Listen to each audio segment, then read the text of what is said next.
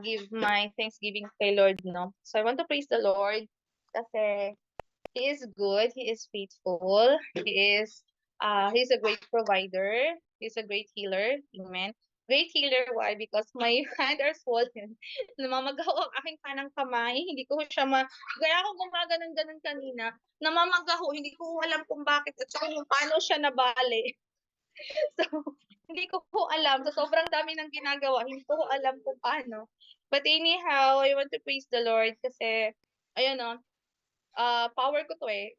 Kanang kamay ko yung lakas ko. Di ba?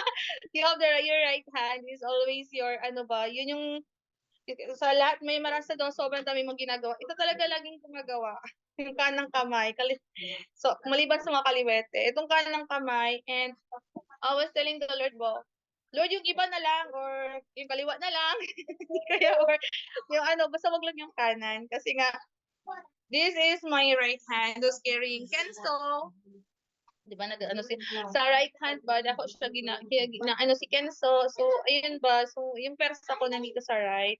So, until now, it's still paining, but I want to praise the Lord kasi I'm sure naman, hindi naman siya napaano kasi nakikilos ko pa naman siya, nawiwib ko pa naman siya kahit paano.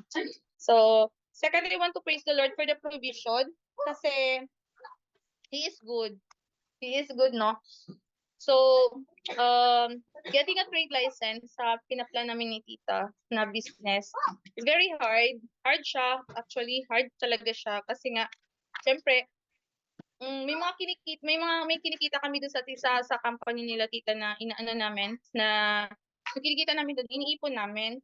So sometimes ba may mga kailangan kasi kailangan siya ipunin kasi nga kailangan mo siya pambayad doon sa trade license kasi anytime they will call us, they will send the vouchers. So ayun.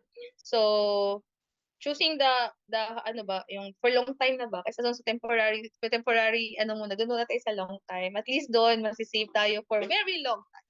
So, praise the Lord for that. Medyo almost 3 weeks na siya in process. So, let's trust the process and be patient. So, ayun, nandito na siya sa point na magsasign na ng MOA. So, praise the Lord. So, I can't imagine. Hindi ko siya in-imagine na mamaterialize siya actually. Kasi it's just once a prayer. Isang utal lang nang nabibigay. It's just once a prayer lang, God. Kanang ano lang ba, yung para bang Lord ka nang, ano yung good akong gusto, Lord, pero wag na nga si mong dad, si mong papa, this is what I want. Ito lang, parang dumaan ka lang sa mall, this is what I want. Then, you never know ba na, narinig niya pala yung sinabi mong gusto mo pala yun. Akala mo baliwala lang, pero narinig niya pala yun. So, and, ayun nga, no, we're just doing our part. Doing the ministry is very hard, but rest assured that the Lord is, sabi nga ni ng pastor, no, he is the king, or he's the rewarded king, no. Lagi siyang nagre-reward sa mga faithful servants niya, sa mga sa mga sa mga ministers niya, no. Just do your work in the Lord. Just do the ministry that you have been calling on. So, ayun. Hindi naman perfect yung leadership, pero at least ba, the heart is there. That's the very important. The heart is there. Mahirap, pero let us be, sabi nga no, let us endure talaga, no? Endure and enjoy.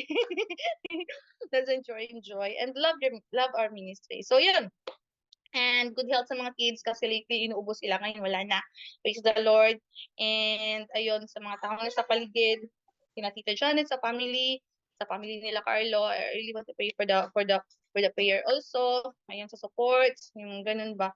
So, not only me that the Lord will bless, I'm praying also everyone who's praying for us will be blessed. Amen. Yan yung pinakamaganda dun eh. So, seeing everyone blessed. Amen. So, tonight, I'll be the one who will share the word of the Lord tonight.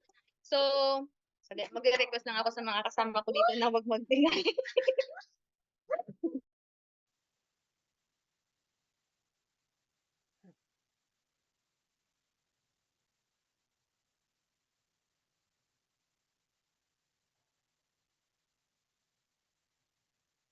So, yan, praise God. So, tonight we will tackle about the prayer of Jabez. So if you have your Bible with you, can you open your Bible to First Chronicles 4:10?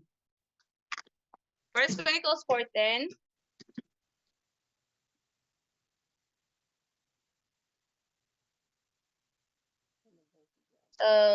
First Chronicles 4:10.